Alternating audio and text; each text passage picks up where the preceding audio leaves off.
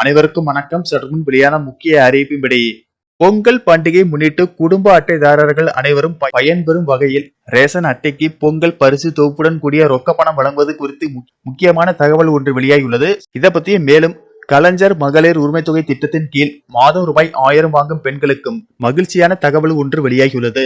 இதை பத்தி நம்ம வீடியோல பார்க்கிறோம். வீடியோவை ஸ்கிப் பண்ணாம பாருங்க. வீடியோக்குள்ள போறதுக்கு முன்னாடி இந்த வீடியோக்கு ஒரு லைக் பட்டனை பிரஸ் பண்ணிக்கோங்க.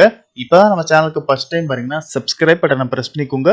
கூடவே பெல் ஐகான் பட்டனையும் பிரஸ் பண்ணிக்கோங்க. வாங்க வீடியோக்குள்ள போகலாம். தமிழர் திருநாளாம் பொங்கல் பண்டிகையை ஒட்டி தமிழகம் முழுவதும் உள்ள குடும்ப அட்டைதாரர்களுக்கு ரேஷன் கடைகளில் பொங்கல் பரிசு தொகுப்பு நாளை முதல் வரும் ஜனவரி 13ஆம் தேதி வரை வழங்கப்பட உள்ளது. பொங்கல் பரிசு தொகுப்பில் 1 கிலோ பச்சரிசி, 1 கிலோ சர்க்கரை மற்றும் ஒரு முழு கரும்பு வழங்கப்படும் என தமிழக அரசு அறிவித்துள்ளது.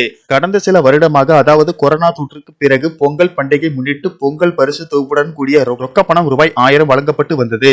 இந்த ஆண்டு பொங்கல் பரிசு தொகுப்புடன் 1000 ரூபாய் ரொக்கம் அறிவிக்கப்படவில்லை.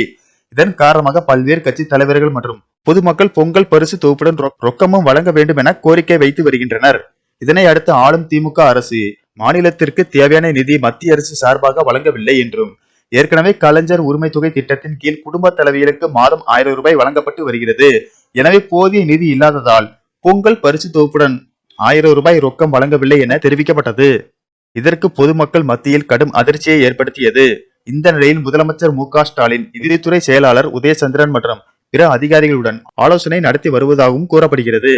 பொங்கல் பரிசு தொகுப்பில் ரொக்கம் சேர்க்கப்படுவது குறித்தும், இதற்கு ஏதுவாக மற்ற திட்டங்களில் இருந்து நிதியை மறு ஒதுக்கீடு செய்யும் ஆப்ஷன்கள் இருக்கிறதா என்பது குறித்தும் தமிழக அரசு ஆராய்ந்து வருகிறது. நடப்பு சட்டசபை கூட்டத்தொடரில் இது தொடர்பான அறிவிப்பு இன்று அல்லது நாளை வெளியாகும் என கூறப்படுகிறது. ஒருவேளை இந்த முறை 1000 ரூபாய் வழங்கப்பட்டால் ஏற்கனவே மகளிர் உரிமை தொகையாக வழங்கப்படும் 1000 ரூபாயை சேர்த்து 2000 ரூபாயாக கிடைக்க வாய்ப்புள்ளது.